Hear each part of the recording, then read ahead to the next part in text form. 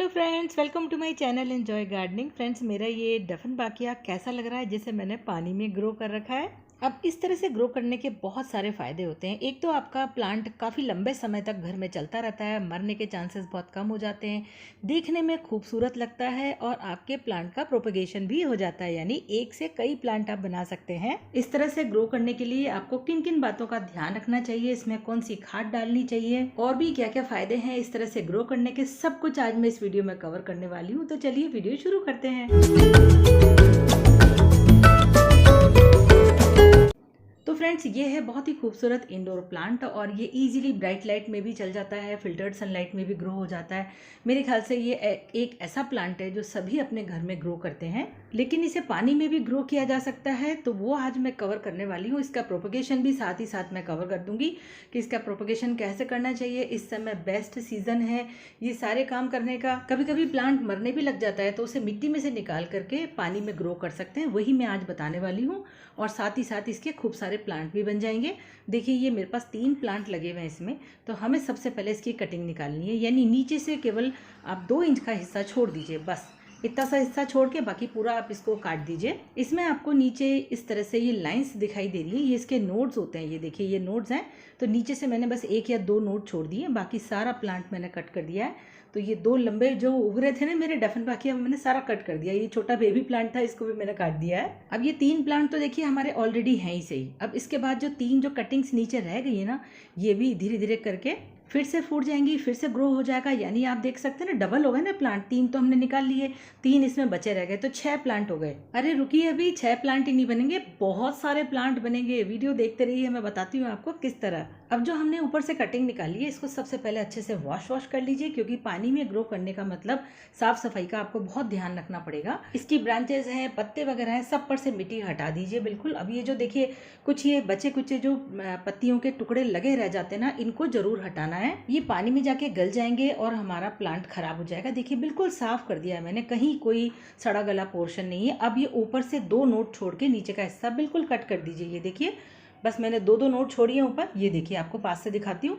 यही वो हिस्सा होता है नोड्स, जहाँ से रूट्स भी निकलती हैं और यहीं से पत्ते भी निकल के आएंगे। तो ये मेन जो चीज़ है हमारी, इसका ध्यान रखना है कि 2 नोड मिनिमम होनी चाहिए, ताकि जैसे ही ये हिस्सा पानी में जाएगा तो यहाँ से रूट्स डेवलप हो जाएंगी, जो पानी के लिए ही बनी होती हैं, यानी थोड़ी ट्रांसलूसेंसी। अब ये जो कटिंग्स निकली है ना, इसे भी आप दोबारा से उगा सकते हैं, तो बहुत सारे प्लांट बन जाएंगे ना। देखिए, इसकी 3 कटिंग कम से कम बन जाएंगी एक एक की। अब एक ट्रांसपेरेंट कंटेनर ले लीजिए, प्लास्टिक का हो या कांच का, ताकि जड़ों को उजाला मिलता रहे। इसमें आरओ वाटर भर लिया है मैंने। अब ये देखिए, एलोवेरा जेल है, इसकी एक पत्ती मैंने ले ली है और इसमें से हम जेल निकाल लेंगे। इससे क्या होता है, हमारी जो कटिंग है उसकी रूट्स निकलने में हेल्प मिलेगी और आपकी कटिंग जो आपने निकाली वो ख़राब नहीं होगी। तो इसको अच्छे से पहले क्रश कर लेते हैं। आप इसकी जगह 2-3 चुटकी रूटिंग हार्मोन आता है, वो भी पानी में डिजोल्व करके डाल सकते हैं। बस, तो ये पानी हमारा तैयार हो चुका है कटिंग को ग्रो करने के लिए, यानी डफनबाकिया के प्रोपगेशन के लिए। अब जो कटिंग्स हमने निकाल के रखी है वो इसमें एक एक करके डाल दीजिए और एडजस्ट करके रख लीजिए, ताकि इधर उधर गिरे नहीं ये कटिंग्स। ये देखिए, थोड़ी सी एडजस्ट करनी पड़ेगी आपको। मैं अब आगे भी बताऊंगी आपको अभी कि और अच्छे से कैसे करना है। देखिए, अब कटिंग्स मैंने सारी इसमें डाल दी। अब इस कंटेनर को हमें रखना है ऐसी जगह जहाँ पे बढ़िया हवा आती हो, उजाला बहुत अच्छा हो, फिल्टर्ड सनलाइट में भी रख सकते हैं। अब देखिए, मैं आपको दिखा रही हूँ लगभग 15 से 20 दिन के बाद का वीडियो। मैंने इन कटिंग्स को इस तरह से एक डोरी से बांध दिया है, इससे ये क्या फैलता नहीं है, वरना क्या होता है कि ये टेढ़ा मेढ़ा ग्रो कर जाता है। तो इसको बांध करके और कंटेनर में रखिए, ताकि ये फैलेगा नहीं, शेप में रहेगा। तो अब मैं आपको बाहर निकाल के दिखाती हूँ कि इसमें कितने अच्छे से रूट्स डेवलप हो गई हैं। देखिए, जो एरिया नोड्स वाला था ना, अब 10-15 दिन बाद आपको निगाह रखनी है कि ये जो इसमें कुछ कुछ पोर्शन ऊपर का सड़ गल गया है दोबारा से, इसको आपको बिल्कुल अच्छे से साफ करना है, क्योंकि हम पानी में ही आगे ग्रो करने वाले हैं। आप चाहें तो इस स्टेज पर इस प्लांट को मिट्टी में फिर से लगा सकते हैं, क्योंकि इसमें रूट्स आ चुकी है। थोड़ा इंतजार और कर लीजिए, अच्छे से रूट्स आ जाए तब पानी में ग्रो करिए। तो देखिए, सड़ा गला जितना भी पार्ट था ना, इसको हटाना बहुत ज़रूरी है। जैसे मिट्टी में लगाते हैं तो ध्यान रखते हैं पौधों का, तो पानी में भी ध्यान रखना चाहिए। अब ये जो पानी थोड़ा सा ख़राब हो जाता है, गंदा हो जाता है, हर 10 दिन बाद आपको पानी चेंज करना है। कंटेनर को साफ करना है, साबुन से साफ कर लीजिए, थोड़ा सा चाहे तो हाइड्रोजन पेरोक्साइड डाल के साफ कर लीजिए। देखिए, कंटेनर बिल्कुल साफ हो गया। अब क्योंकि मैं डेकोरेशन भी करने वाली हूँ डफनबाकिया का, तो मैंने कुछ ये पेबल्स लिए हैं, और ये जो बड़े बड़े ब्राउन पेबल्स हैं ये मैंने बजरी में से निकाले हैं। जो सड़क पर जो बजरी पड़ी होती है ना, कंस्ट्रक्शन के लिए काम आती है। और ये कुछ पेबल्स ये हैं, ये तो मैंने ऑनलाइन मंगवाया है, डिस्क्रिप्शन बॉक्स में इसका लिंक मिल जाएगा अगर आपको चाहिए तो। और ये मेरा बहुत ही खूबसूरत सा एक्रेलिक का कंटेनर है, इसे मैंने ऑनलाइन मंगाया है। अगर आपको मंगाना है तो इसका लिंक भी डिस्क्रिप्शन बॉक्स में मिल जाएगा। मुझे ये बहुत ही सुंदर लगा क्योंकि मैं आज डेफनबाकिया का डेकोरेशन आइडिया भी आपके साथ शेयर कर रही हूँ, इसीलिए मैंने ये कंटेनर लिया है। देखिए अब इसमें जो वो ब्राउन कलर के पेबल्स थे छोटे वाले, वो मैंने सारे इसमें डाल दिए नीचे। अब ये डालने का मकसद क्या होता है, एक तो खूबसूरती, दूसरा हम जो प्लांट की कटिंग इसमें रखेंगे वो स्टेबल हो जाएगी, हिलेगी नहीं बिल्कुल भी। तो ये कटिंग्स मेरी रेडी हैं देखिए, और इसमें बहुत अच्छे से रूट्स डेवलप हो गई हैं। अब अगर आप इसे दोबारा से मिट्टी में लगाना चाहते हैं तो वो प्रोसीजर मैंने अपने चैनल पर अपलोड किया है कि कैसे इसको मिट्टी में दोबारा लगाएं।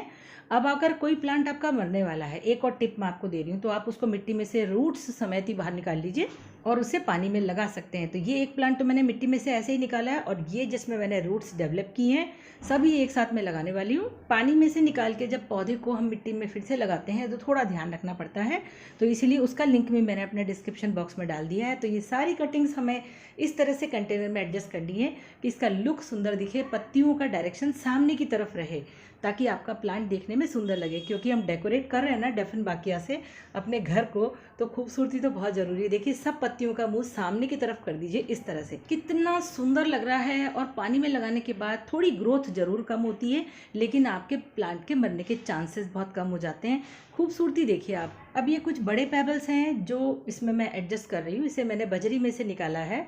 मैं स्कूटर लेके गई थी सड़क पर, और जहाँ जहाँ मुझे बजरी का ढेर दिखा वहाँ से मैं ये बड़े पत्थर कलेक्ट करके लेके आई हूँ, क्योंकि ये देखने में एक नेचुरल सा लुक दिखता है इन बड़े वाले जो पेबल्स होते हैं इनसे। छोटे वाले भी मैंने पेबल्स इसमें और डाल दिए हैं। अब इसमें डालेंगे हम आरओ का पानी, या फिर टैप वाटर भी आप इसमें डाल सकते हैं, लेकिन बोरिंग का पानी इसमें मत डालिएगा। देखिए कितना सुंदर लग रहा है ना। अब आपको क्या करना है कि जब आपने इस तरह से डेकोरेट कर दिया तो आपको कुछ चीज़ों का ध्यान रखना है कि इस कंटेनर को आपको हमेशा उजाले और हवादार जगह पर रखना है, अंधेरे में नहीं, क्योंकि पौधों को थोड़ी बहुत लाइट तो चाहिए ही चाहिए। बीच बीच में एक बार इनडायरेक्ट सनलाइट में भी इस कंटेनर को रख दीजिए। देखिए मेरा कितना खूबसूरत ये ब्रोकन हार्ट स्विस चीज़ का प्लांट है। इसके ऊपर भी मैं एक वीडियो और बनाने वाली हूँ अभी। अब देखिए प्लांट की अच्छी ग्रोथ के लिए हमें चाहिए ये हाइड्रोपोनिक फर्टिलाइज़र। ये एक्चुअली खाद नहीं है, इसमें वो सारे मिनरल्स हैं जो हमारी प्लांट की अच्छी ग्रोथ के लिए चाहिए। क्योंकि पानी में हम प्लांट उगा रहे हैं तो कोई ना कोई खाद तो हमें डालनी ही पड़ेगी। 2-3 चुटकी इसमें डाल दीजिए। हाँ, मई जून का मौसम आए तब ये खाद अवॉइड कीजिए। हर 10 दिन में प्लांट का पानी चेंज कर दीजिए, दूसरा पानी भर दीजिए। और अगर आपको लगता है कंटेनर में अंदर कुछ फिसलन सी हो गई है तो कंटेनर को भी साफ़ कर दीजिए, पेबल्स को भी साफ़ कर दीजिए। तो कितना सुंदर लग रहा है ना, प्रोपगेशन भी हो गया, डेकोरेशन भी हो गया। एक प्लांट से कई सारे प्लांट हमने बना लिए हैं। वीडियो अच्छा लगा है फ्रेंड्स तो लाइक कीजिए, दूसरों तक मेरी जानकारी ज़रूर शेयर कीजिए, मेरे चैनल को सब्सक्राइब करना बिल्कुल मत भूलिएगा, और हाँ, नोटिफिकेशन बेल ज़रूर प्रेस कर लीजिए। फिर मिलेंगे, बाय बाय।